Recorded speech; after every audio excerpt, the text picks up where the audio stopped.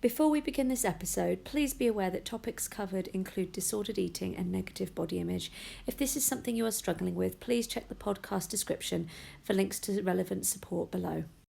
Hello, everyone. Welcome to the Manifesting Happiness podcast with myself, Esther McCann, aka Miss Manifester, and the author of Manifesting Happiness, where we are talking all things spirituality, mindset, and creating your best life, but without any toxic positivity. And today I'm joined by my gorgeous friend, Elle Mace. How are you doing, gorgeous? Hello, I'm very well, thank you, my love. How are you? I'm doing good, thank you. We were saying, weren't we, before that there's a tiny little time delay between us, so hopefully we won't be like, hey, you what? Yeah, yeah. Oh, there's nothing worse than listening to that. Oh, my robots. Super cringy. Let me just give you a little introduction. So, Elle is a master practitioner and therapeutic coach in eating disorders, obesity, body dysmorphia, nutrition, and clinical weight loss. Elle, how did you get into this work? So I got into this work because I have a huge passion for it, because I spent many years suffering with disordered eating, poor body image, body dysmorphia from a really young age. We're talking like 10, 9, 10. So I suffered for around about 17 years. And then at the end of it, when I was like, right, this has got to change. Like, I cannot live my life like this. I tried several different forms of therapy, etc. But ultimately, it was really understanding, like, what is this? Like, why is this happening to me? And so I just found it absolutely fascinating, recovered, then went on to train in it, and now fast forward, do it as my full-time job and love it. Oh my gosh. And honestly, that's such a young age to have been aware that you were starting to experience that. Do you mind me asking? We don't have to go if you don't want to, but do you know what caused that and set that off in you? Yeah, I mean, people don't really ever know the one reason why we have disordered eating. It will always usually be a combination of things.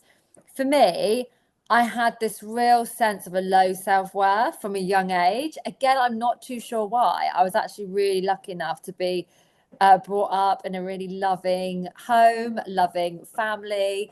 So I'm not too sure why, but I really did have this sense of like, I'm not worthy, I'm not lovable, I'm not likable. I definitely, like, social media wasn't a thing back then, but like obviously television was. And I do remember magazines, I was always from a really young age drawn to celebrities, what they looked like, what was going on the telly, what was going on in the magazines. And yeah, and that's kind of really where I engaged in it. And then once, the thing is, disordered eating and with dysmorphia is, for a lot of people, once you engage in it, it's then really hard to stop, and that's when it really escalates. So actually, I think that's what happened. I kind of thought, right, I need to change the way I look, and then for me, it just like snowballed. I could also massively relate. I was just naturally incredibly thin growing up. Like I only weighed like 4 stone naturally when I was like 11. Um, and from my memory growing up, we grew up with that generation of like everyone was a twig. Everyone, like, Yeah, and it was like crop top, the as pancake a stomach as it gets. yeah, The, yeah. Size zero. yeah, that was what was trendy, wasn't it? Like growing up in the 90s. Big time. Oh my gosh, I remember it so well. The magazines, there was Magazine Tuesday. So all the magazines used to come out on a Tuesday. I'd be straight in there. And like, if any of them didn't have on the front cover, like some conversation about dieting or being skinny or some skinny girls on, I just wouldn't buy it. So I'd buy like, if there might be conversations about like breakups or things like that. I wasn't bothered.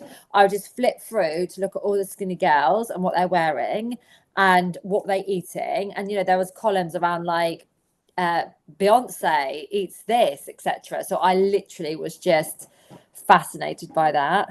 Mm, I find it so interesting though now how we've gone back the opposite way because the other day I was in, you're going to laugh, I was in a charity shop And they were hanging on this rack, and I was like, what the fuck are these? And they were like these lace shorts with big padded butt cups in them to like give you a big butt. Really? I've already got a big Oh butt. my gosh, I know. I really wanted to Oh buy yeah, them. your bum's huge.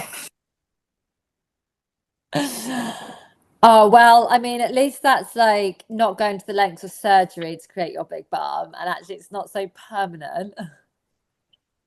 But I wanted to buy it just to literally put them on and see if how big like I could make it look. I just wanted to buy it for a bubble butt. I thought it would be so funny, but I didn't. Yeah, yeah, that's the opposite from what we've known, isn't it? Hmm. I think like so obviously if we take this into kind of creating your best life, how much do you think we're driven by social media then? Let's take body image as just one component. Yeah.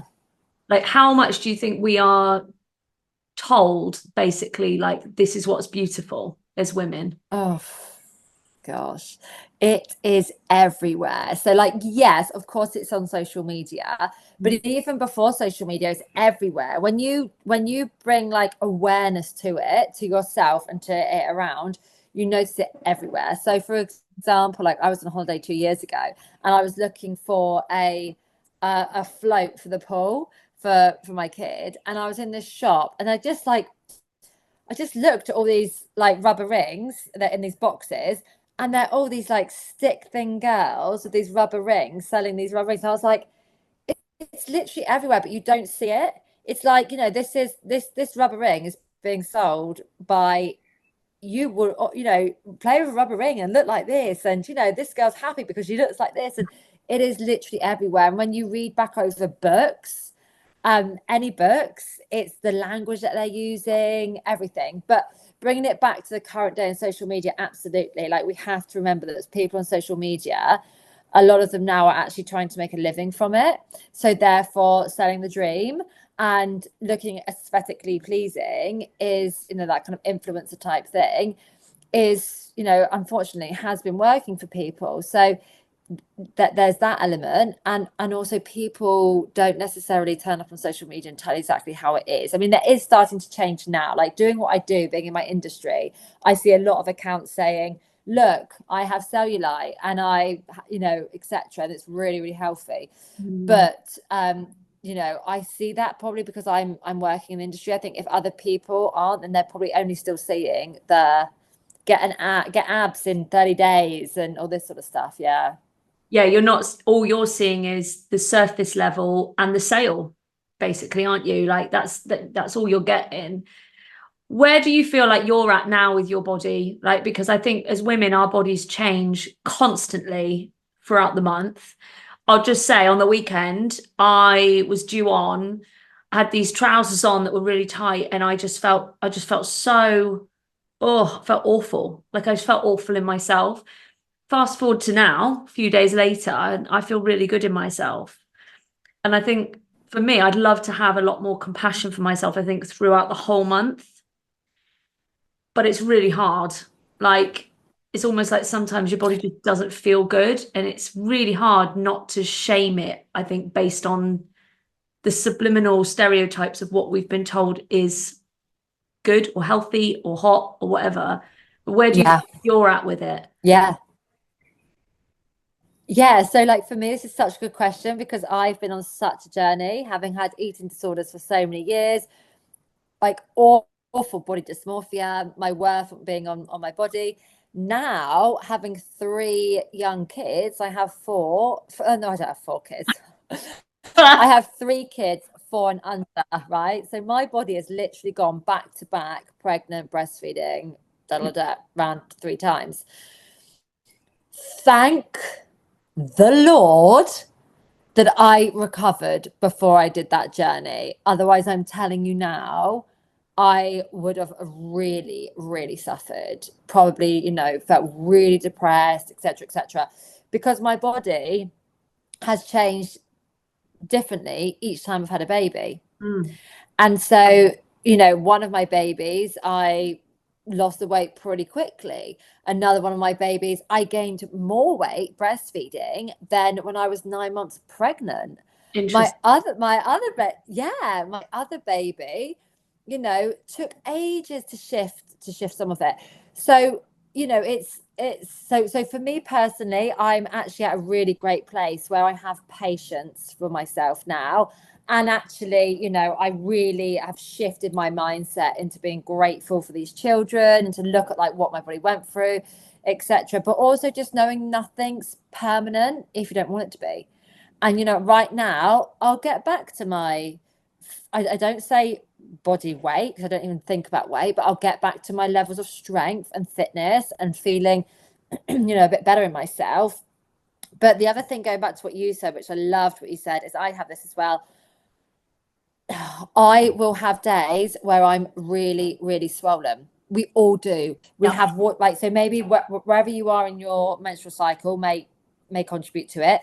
For me, stress, if my nervous system is just like shot to pieces, which very recently actually was through just being burnt out with work and kids, I was like really swollen.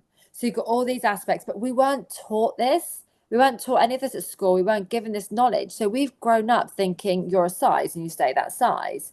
But actually, like you say, from day to day, you can lose like up to 5 pounds. It might be like a big dinner or water or the weather or menstrual or whatever. And with the water retention, the swelling, right? Yes. And then that's when someone says, I'm having a fat day, I'm fat. And then they take action on it and then they restrict. And then that's when they go into this vicious cycle. Mm. I feel like what you said about the nervous system is so important because I know when my nervous system's dysregulated, and often I've had problems where I think it's like, like solar plexus kind of confidence center or sort of sacral. And it's like it's ballooned out, it's been like a rock. I've had all sorts of things. When it's cleared, suddenly it's like a balloon just deflates. And it's so much of it, I think, is emotional, Yeah. not even, yeah. I mean, so much of it really genuinely is emotional, isn't it? That the body is often a reflection of what's going on up in your head. Yeah, absolutely. And for so many people who are fighting this battle of weight loss, it's like they they forget to have the compassion side of it. And every day they'll get on the scales, and if it's not gone down, they'll beat themselves up.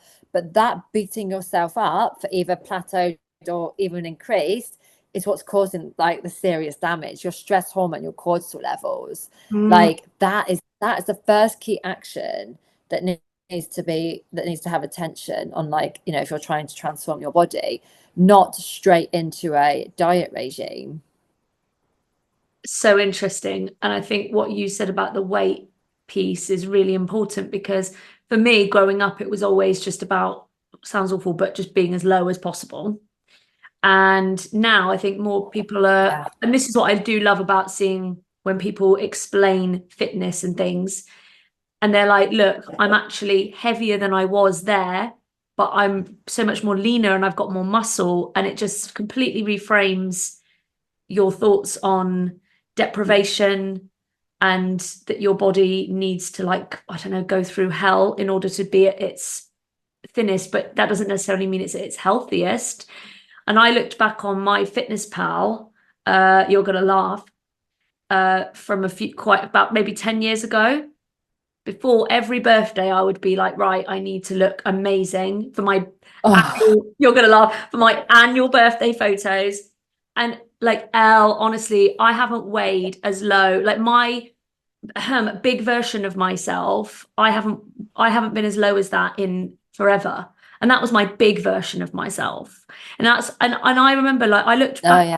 I look back and I had that whole day, I had nothing. And in the evening, I just had cheesecake and Prosecco because I obviously just knew that was what I was going to have that night. But I knew that if I basically ate during the day, I'd have messed up my calories. So that's what I had. And I'm like, oh my God, what is going on here? Like, what was going on? So toxic. Yeah. And that language messed it up, failed. Yeah. Oh my gosh. I shared once on Instagram, once I shared a screenshot of my notes on my phone from about 12 years ago or something. Well, maybe not that long ago, but a long time ago, 2015, I think it was. And I had to put like a trigger warning on it because honestly, and I went back through my notes and I was like, oh, I can't believe this.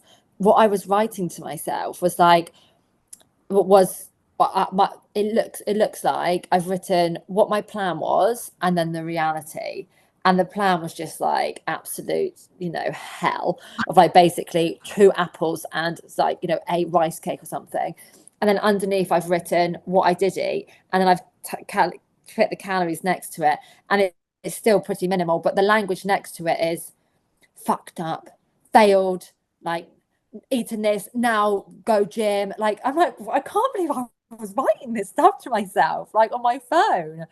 Like, it's just so awful. It's just pure, like, it's just pure punishment, isn't it? Punishment and Yeah. self-loathing.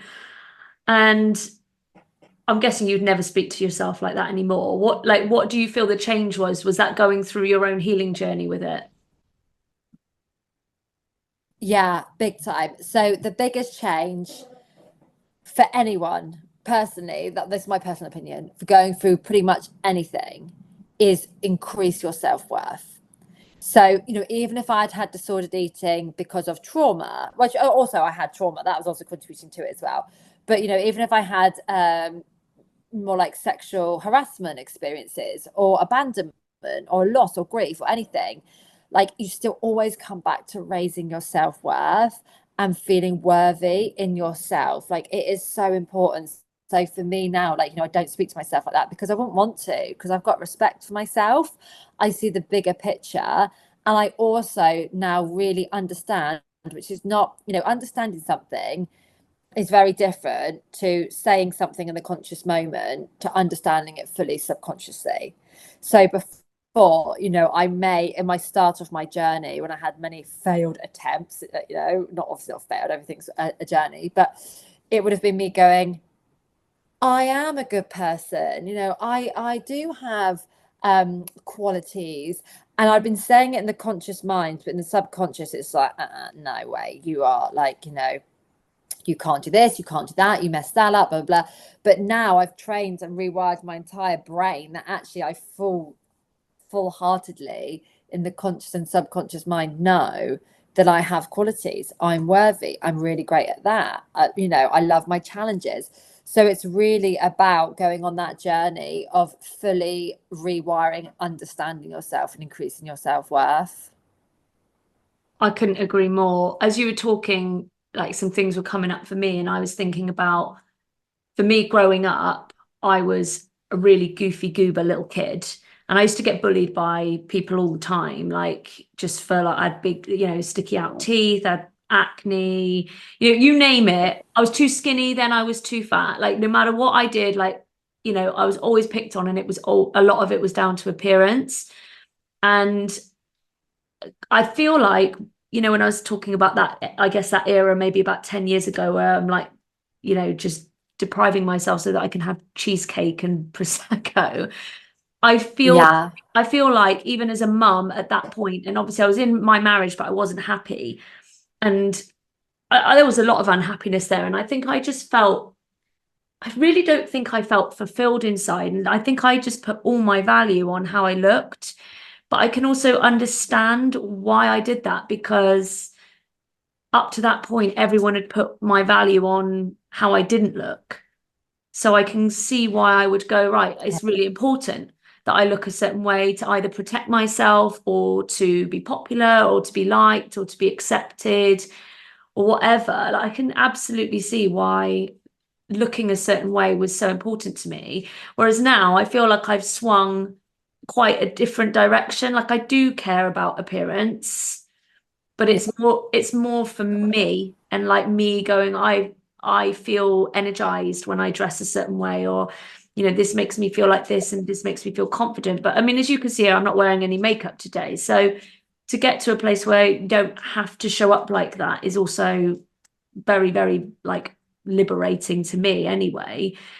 What do you think like young girls should be aiming for? Do you think it's just a high sense of self-worth? And guys, gender Yeah, it's irrelevant, isn't it? yeah. Yeah, it's a high, yeah, having a high sense of self-worth, but also security in who you are. Like you are secure, you are safe as you are. You don't need to change to be anybody else. I think as well, really focusing on your purpose. And I don't mean that can be really toxic as well, like find your purpose. What's your purpose? I always remember people saying that to me. And I was like, and being someone who pretty much flunked school and college and all of it, I was just like, oh, never going to be someone with a purpose. You know, now I find I have lots of purposes, but like it's not necessarily find your purpose, but it's more like maybe passion. Like find what you're good at, as long as you enjoy it, do that and do that more. Don't focus on what you're not good at and what maybe everyone else is doing. Like if you are loving the recorder and you're really good at it, stick with that. Just because everyone else is out there playing football, like really, you know, follow your passion and what you love doing. That has made me laugh so much. I could all, it's on Reels, and it's like somebody playing like the Titanic really bad. It's like, oh my God. I think what you've said there, what you've touched on there, I think so many people need to hear that, that it's not about finding this like one purpose. And I think again, loads of people link purpose up to career and success. And Yeah, I think if you are living with passion and you're enjoying what you're doing, and it gives you a sense of purpose in your day, then that is your purpose. And that may also come and go. Like you say, there's so many different things. Like definitely. being a mum comes with things. And but I mean, there'll be a time when we've been talking about it before, at the beginning of this podcast before we actually started recording. It's like my daughter's now moving into a different chapter of her life. So my sense of purpose is shifting around that now. She doesn't need me in the same way. Yeah. Still have a purpose for her, but it's different. Yeah, yeah. Purposes will always change. And that's exactly what you've said. Like we've assumed it's this big career, like professional purpose to serve thousands of women, blah, blah, blah. Actually, like, and actually I used to put this big focus on it years ago. Everyone's saying purpose, define it. But actually, when you take your focus off it and just go with the flow, listen to your intuition and your gut feeling, go with what you enjoy, what you actually are good at, all those elements, you start to find your purpose. It just falls into place. You don't need to go out and like full on execute this like mission to get it. It's funny you say that about I can't remember. You just said something and it just clicked something in my brain. Obviously, again, before we started recording, we were talking about social media, weren't we? And Yeah. and I feel like a lot of the time, especially with if you are in business and on social media, it's all about what you can get, like because you're trying to say make sales or build followers or whatever.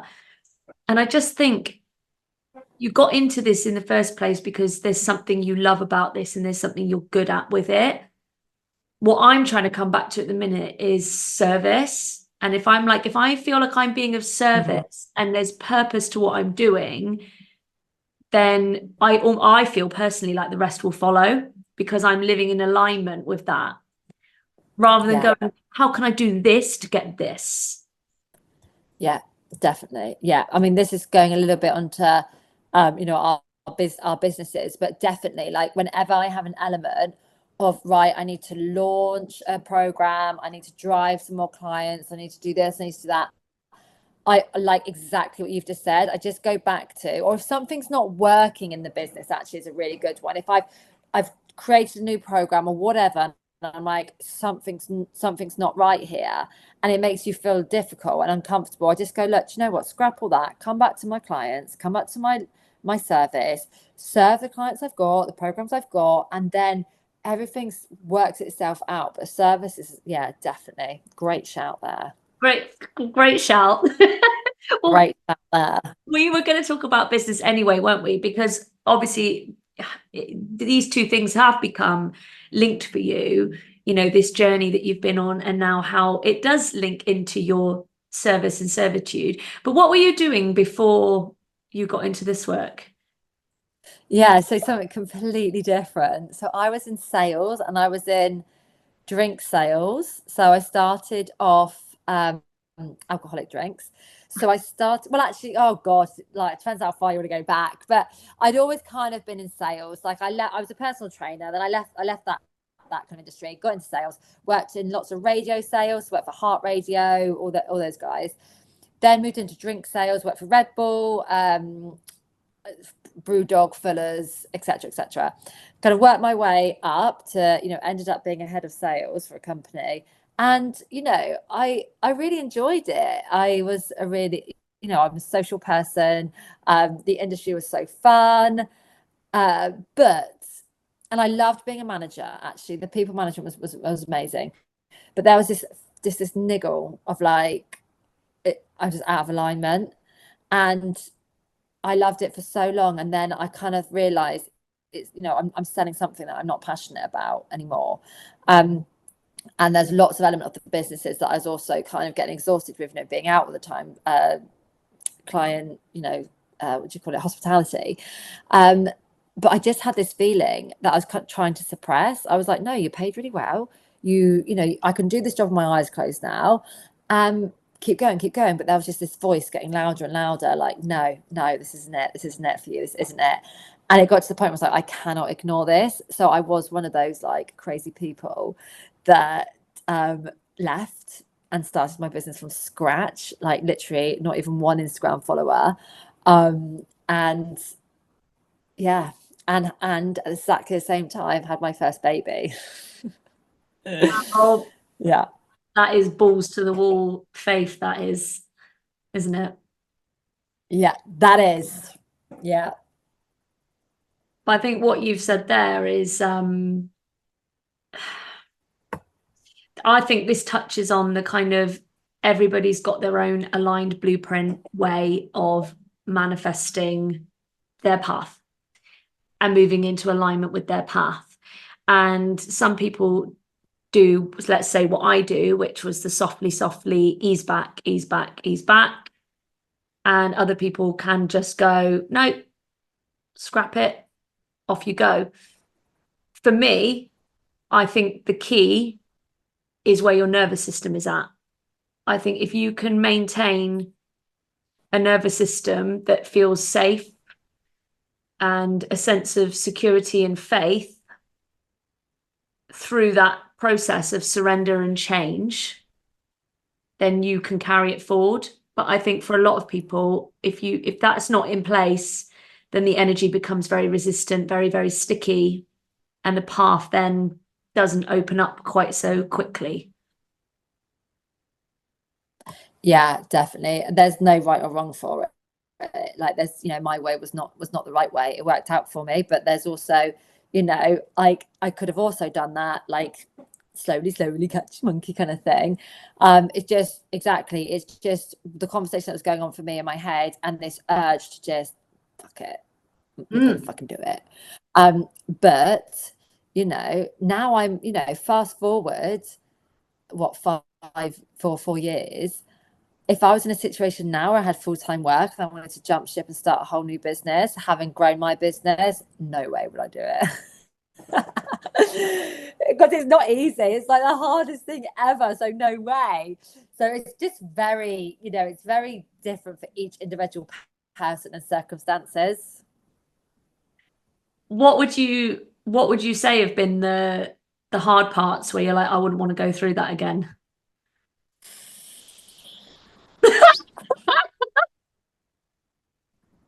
Like, it's pretty brutal starting a solo business on your own, where you are service based, so you have to show up, right? So I would say the hardest part is now I have, a bank of clients, previous clients. If I wanted to, create something, I've got warm people there.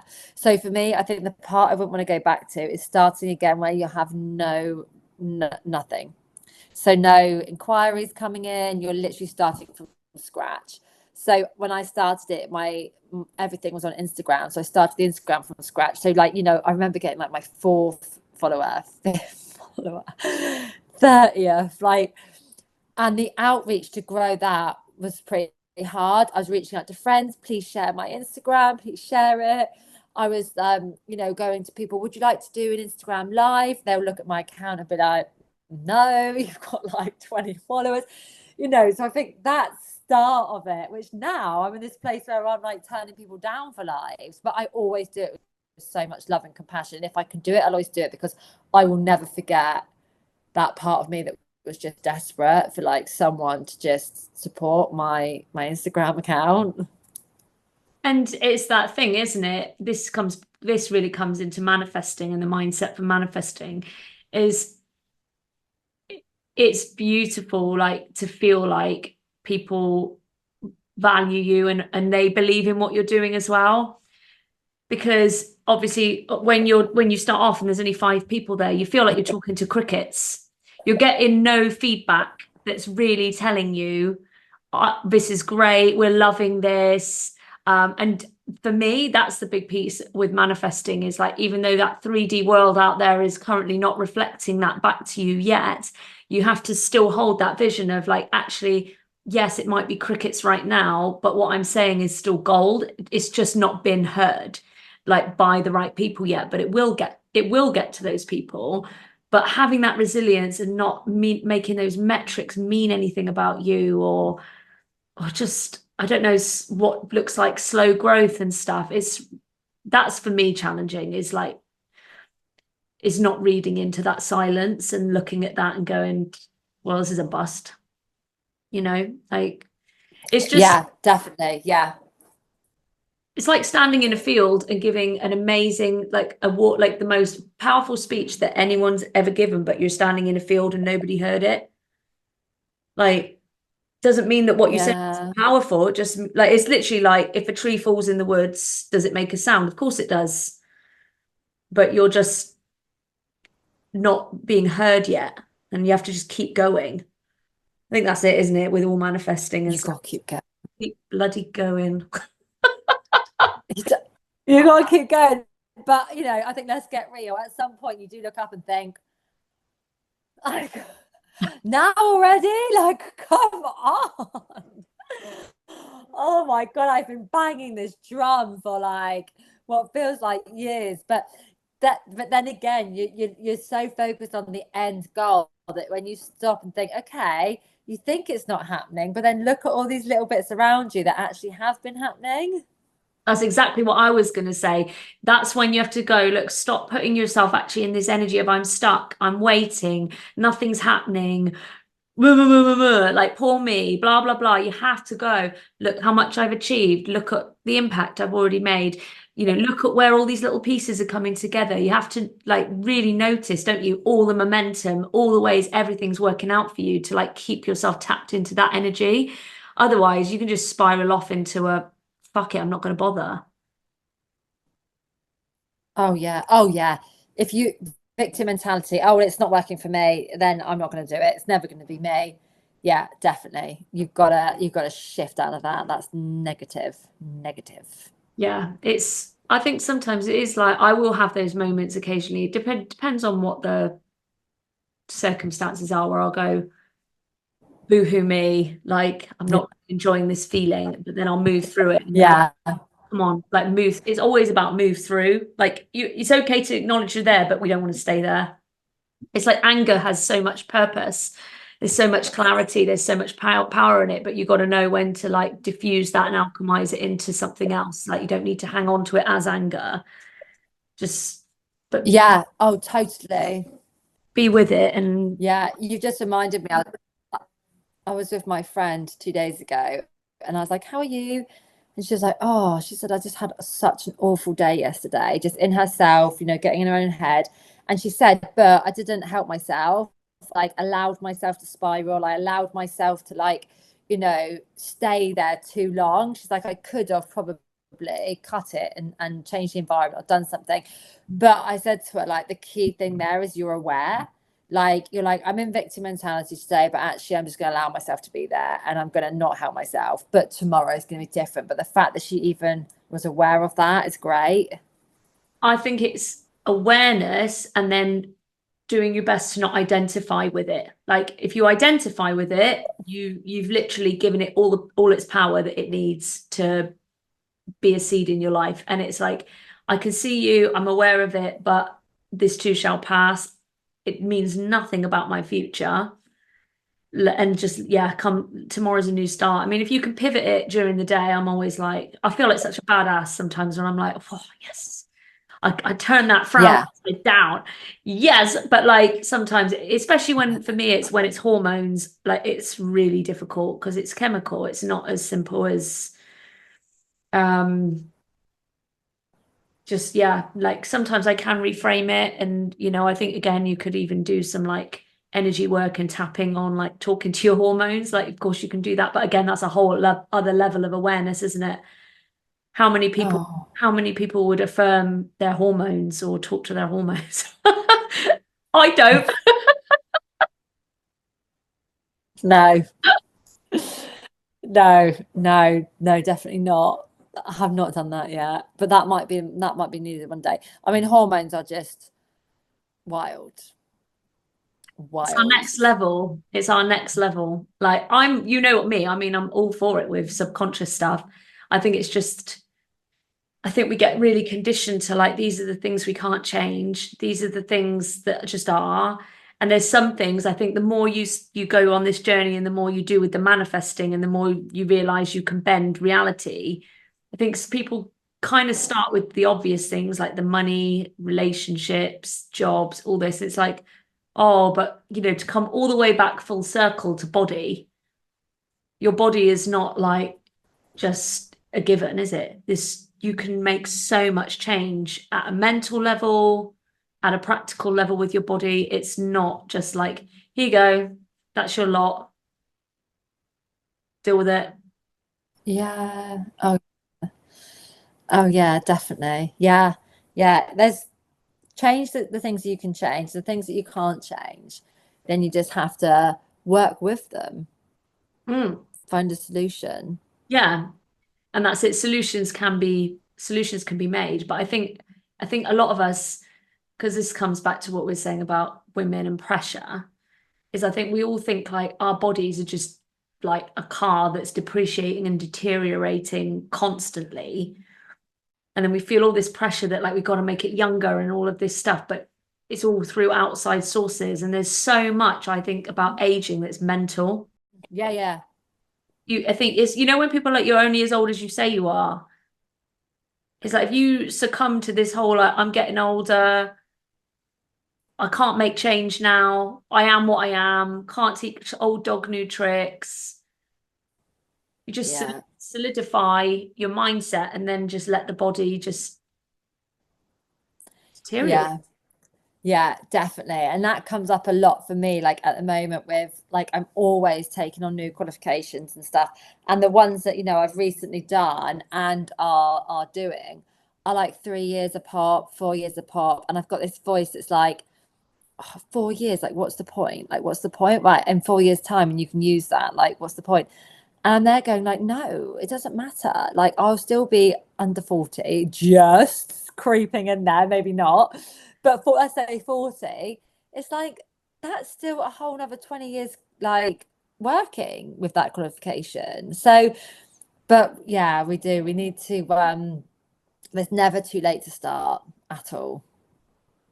And no comparison because I know people where they're saying like they're going I want to retrain and I want to do this and things, but they've definitely got that piece in their head that's almost like what's the point because I'll be too old, or they're thinking oh I won't be as young and hip and trendy and beautiful as this person over here. Yeah. Why would anyone buy from me?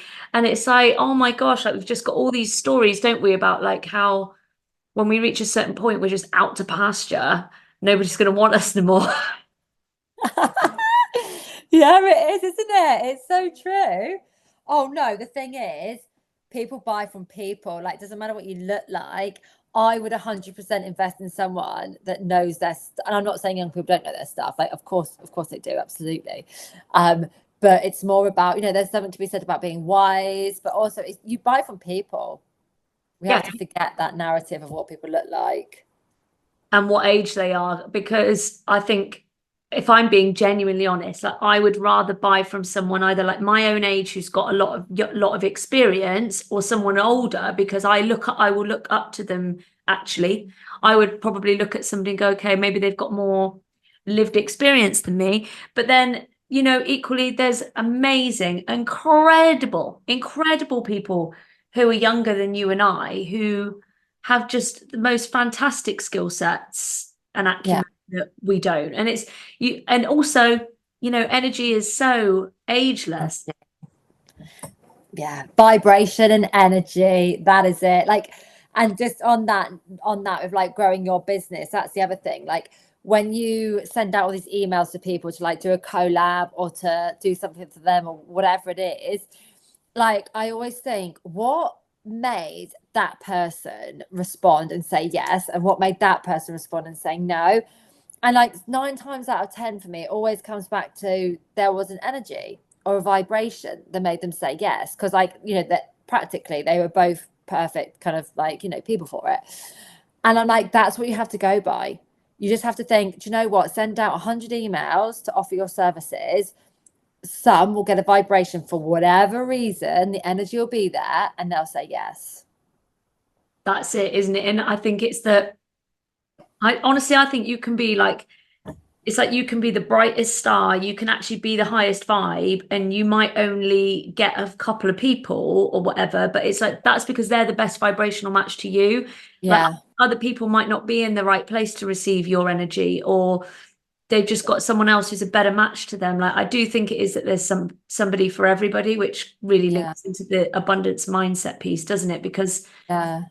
otherwise, yeah, it would just be a case of like there's only we only needed one person. Their vibe was like Yeah. This works. Yeah. immaculate for the world. So yeah, have you got anything before we wrap up, anything that you want to impart, particularly when it comes to body image or business? So, body image, I would say, whatever it is that is your struggle with it, face it. Like, work through it, figure it out. Like, the stats on, let's just talk about women for now. The stats on women living their life with poor body image is like 30 years, 40 years, 50 years, 60 years. Like, for some people, it's their whole entire life. So don't underestimate the power that it actually holds over you. And if you work through it and recover, like, the doors that will open for you, how you will feel. But also, your body image is so much more than that. It's connected to so many other things. So actually, when you go on that body image healing journey, you uncover all sorts of triggers and emotions and voids and everything else. So action it. Don't do the quick fix. Do like the long-term work on it. In terms of business, like, just keep going, be resistant, but also, sorry, resilient. I meant to say not resistance. Don't be resistant. Be resilient. That's what I meant to say. But also, if you're in a funk and things aren't going your way, it's okay to like pause and shift. Like, whenever I'm in a funk, I just go back to my passion project. So, for example, like, again, if something hasn't worked out, I'll just go back to doing fun Instagram lives, or go back to doing some fun podcasts and just like de-stress from it and then go back to it. But just keep going. Resilience. And I think when you said about podcasts and things, I know that whenever I go to like to do a talk, and if I'm nervous, if I get to have a pre-conversation with somebody where I'm talking about my subject and the momentum starts going, I just go, I do love this and I do know what I'm talking about. And yeah, do you know what? I've got this. I think there's so much clarity in just hearing yourself speaking and just from having conversations with other people. Bodhi, what are you doing? If you're watching YouTube, then you can see that Bobo is getting super needy and being super, super, super silly. And I think, to just wrap up, that your words about doing the inner work around body image, I think if you can also get right with how you feel about your body, the ripple effects from that, it's not just about just general body and self-love, it's actual inner freedom, and then you will feel like you can show up with confidence in so many other areas of your life. Because I think, I mean, for some of us, we actually use our bodies to hide, don't we? Like from things. But yeah, like you're just opening a gateway to true manifesting happiness and authenticity, because you get really good and happy with being yourself. And knowing as well that you are, like, whilst your body is incredible and beautiful, that it's temporary, and that actually your energy is ageless, and you're so much more than your body. Aren't you? You are. We're so much more than our bodies. Elle, thank you so much for being here. I love and appreciate you, and I miss you. Oh, I miss you too. We need a meet up. We'll organize it. We need some girly times, don't we? We Guys, do. thank you very much for listening to Manifesting Happiness. And thank you, Elle, for being here. And we will see you in 2 weeks for another episode. Take care. Thank you. Bye. Bye.